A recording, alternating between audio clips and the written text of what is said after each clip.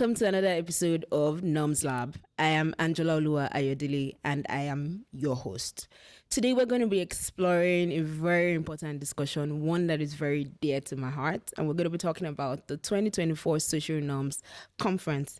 This is an exclusive peek into that conference. So stay tuned, enjoy all the way. If you have any questions, send us questions on our social media handles, tag us, and we're going to be answering it right away. Our 2024 Social Norms Conference is themed from research to reality, social behavioral solutions for accelerated human capital development.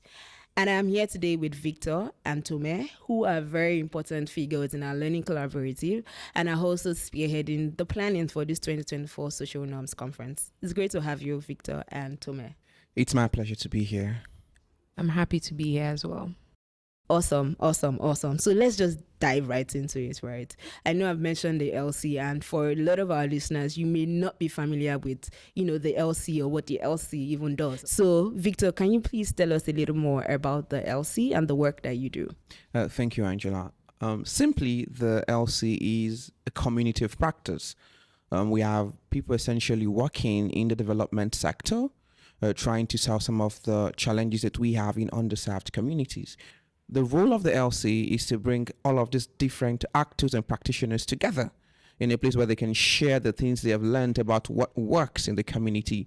And this is particularly related to things around social norms and agency. We understand that people's traditions, people's belief can impact how well they learn or they pick new behaviors that can change their lives for better. So it's important that people reaching out to, beneficiaries of this project understand that, respect that, and are able to reach out to them in a way that is mutually respectful and, at the end, achieve the results that they want to see.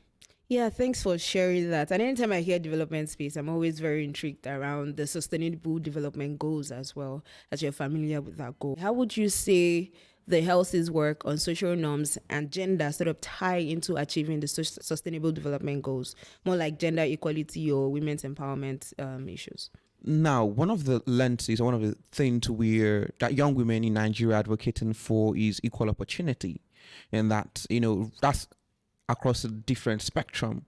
Number one, it's equal access to education, equal access to health, the ability for women to make their own health decisions, the ability for women to get the same pay as their men colleagues when they're in the workspace, right? One of the things we do at the LC, and how that ties into the whole conversation around gender, is first and foremost in health, we strongly believe that no woman has to die giving birth. Right. And one of the social norms around this includes people do not want to give birth in the hospital because their mothers, their grandmothers did not give birth in the hospital. Right. In some climes, women cannot make their own decision. So whether a woman wants to have CS to save her life during childbirth, she cannot make that decision without the presence of the male figure.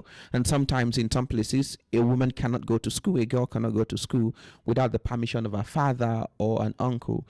So beyond just encouraging women to take up education, to to take the right health practices, we are also engaging men in the conversation, allowing them to understand the impact of this kind of structure that has led to the loss of life for many women, lots of opportunities, for women.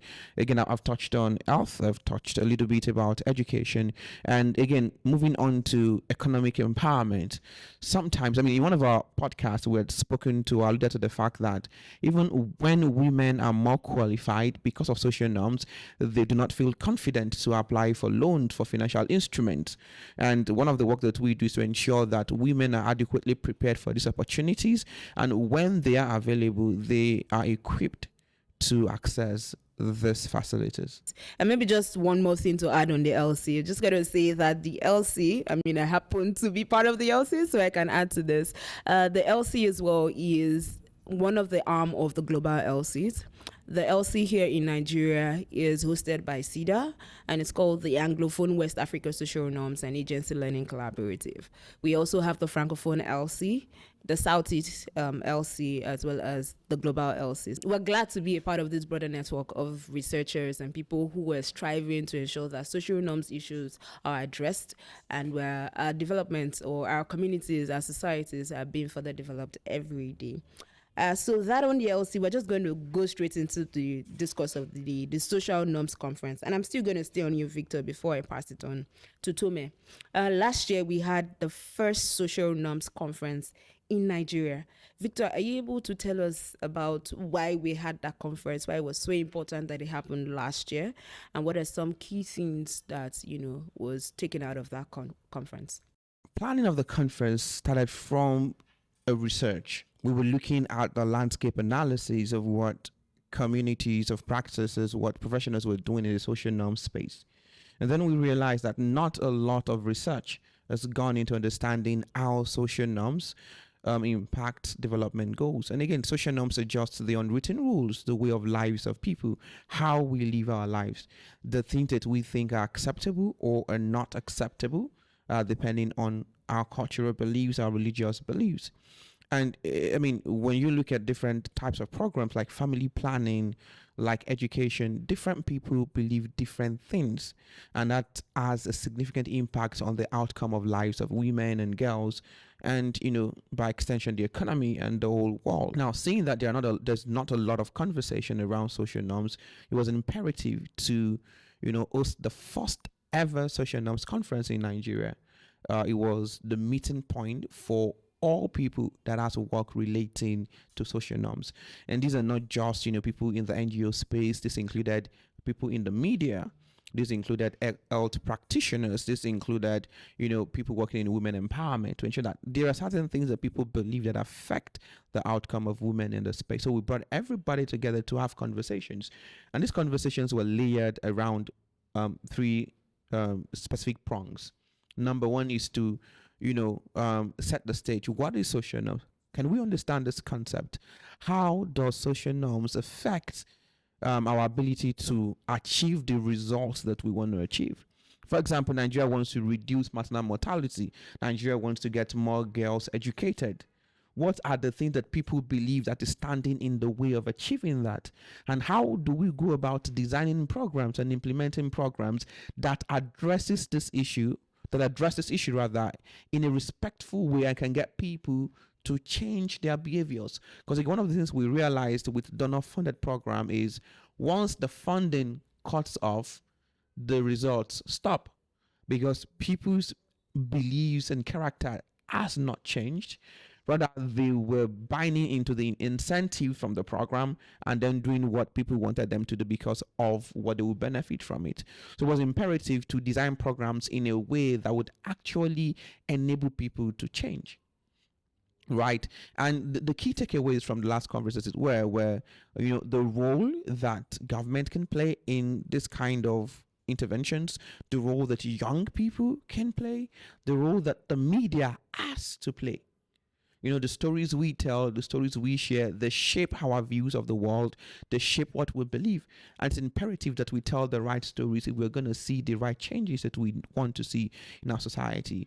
And lastly, last year, there was a little bit of, equipping people with the right knowledge and a bit of tools so that when they go back to their organizations, to their communities, and they want to deliver interventions that matter, they're able to look at things through the lens of gender and agency. And sometimes that can mean like, how does this issue affect women separately from men? What should we be telling women? What should we be telling men? Should men be a part of this conversation? Because when we're designing, there is no one size fits all for this intervention. What might work for women in northern Nigeria might not work for women in southern Nigeria. What you need to tell men to change their belief about, say, menstrual health is not what you have to tell women about menstrual health. So it was essential to equip people with this knowledge and, go and change the way they think about and act about this things. And interestingly, from that conference, we've seen improvement in the knowledge, in the attitude and practice around social norms. More people are talking about social norms in Nigeria than they were in previous years. And there are several spaces, several interventions that are now particularly about the gender lens and advocating for women to make the right decisions. Yeah, thanks, Victor. So I hear it was an avenue to, start putting the S in front of the sustainable, development goals, an avenue for people to engage in the conversations and continue to drive sustainable growth, especially when it comes to demand for health services. Yeah, I know you've been waiting patiently, Tome. Now, who would benefit from the most from attending this year's conference? Are there like specific groups you're targeting for this conference? Yes, we are. We are targeting young professionals. We are targeting young creatives. We are targeting program developers and implementers as well, because our focus for this year's conference is to go beyond just having conversations on how we can drive social change and improve agency for women, and all vulnerable groups. We're looking at going beyond that and moving into actual change, seeing results from all the research that has been done, all the programs that have been done. We need to move from the place of just talking about it to actually getting things done. And because of that, you have to target the younger generation as well to ensure that all the programs that are being implemented, there's some form of continuity and sustainability of efforts that are being placed by various organizations and the learning collaboratives as well. So we are targeting young professionals, we're targeting the creatives, we're targeting program implementers, we're targeting FBOs, that's faith-based organizations, NGOs who also double as CSOs as well. We are targeting government parastatals and persons that also working in the government ministries. We want to be able to form like a space where all these categories or groups of persons are able to meet, network, have conversations, and eventually come up with actionable plans that can contribute to the vision that we have in, shifting norms and improving social behavior change towards gender equality. All right, great. So if you're a young person listening to me, a creative, a policy implementer, a program implementer, you know what? This conference is the place to, be. Tome, let's also dive into what's on the agenda for this year. Can you give our listeners a high-level overview of the conference schedule, including some, speakers that may have been secured, or even just the workshops or other things that have been put in place for the event?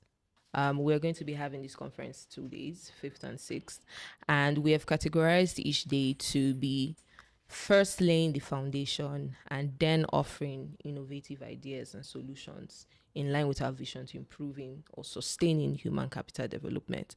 So for our first day, what we'll be doing is we'll be talking about theories, we'll be showcasing case studies, success stories from our LC members, our partners, key stakeholders from ministries that will be there at the event. We're going to be showcasing the work that they've done. And more specifically, we'll be having panel discussions around exploring financial literacy and economic empowerment. We're going to be having panel discussions on improving maternal health. We're also going to be having a mix of poetry, drama, and dance.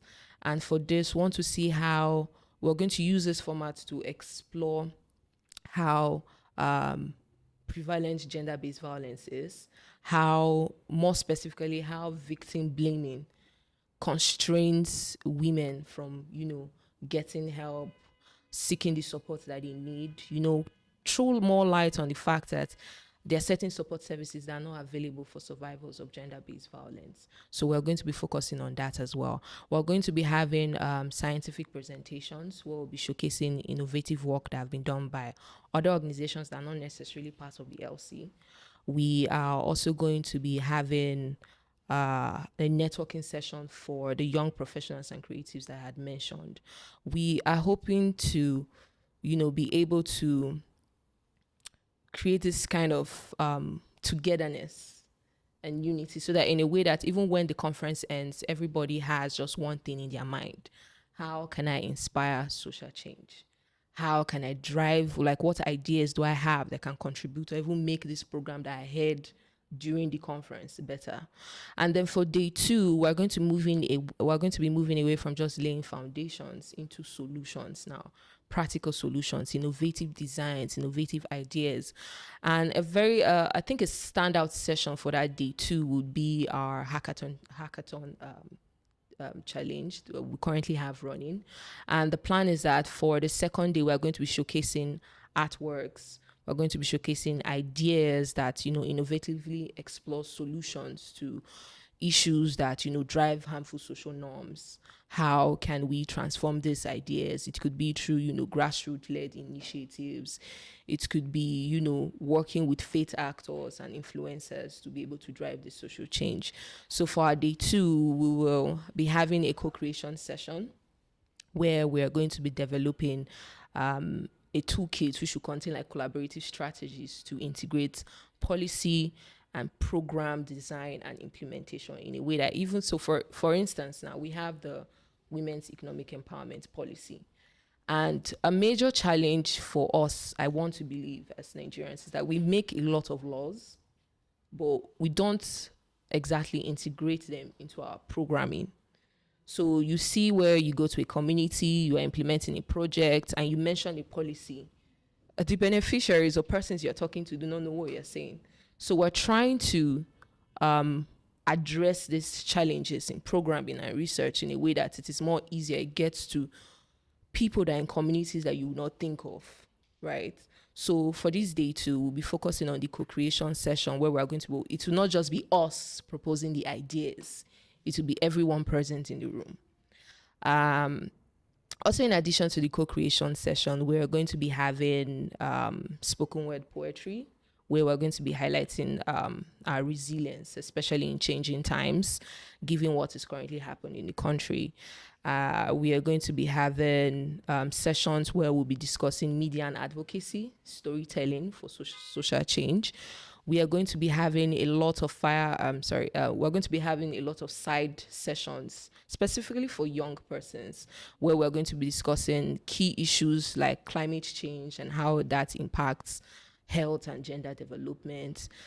Yeah, I think just to bring everything together, like you mentioned, again, the burden of the conference is to ensure that what we know in theory translate to what we're practicing, and we can multiply the kind of results that we're seeing. And there are four major teams that sub-teams rather that the conference is covering. Is number one, women's agency, and this cuts across education, access to finance, financial inclusion, gender-based violence.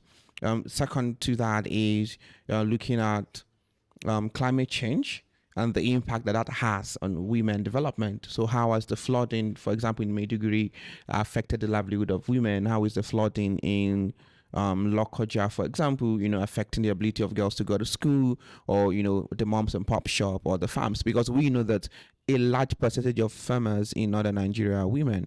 Number three is to look at family dynamics, generations, and norms.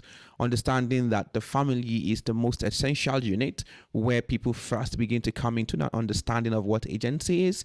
That's where they establish their own social norms. It is what is acceptable in the family more often than not that people display when they go out. Like, let's say charity begins at home, so social norms as well begins at home. And I think lastly, of course, is with the very reliant on digital technology that we have today, it's important to look at the avenues that digital media can be used to advocate for positive social norms change. Just saying what harm can be done online, digital cyberbullying and all of that, but also to see that as a tool that can be redeemed and used to advance sustainable change.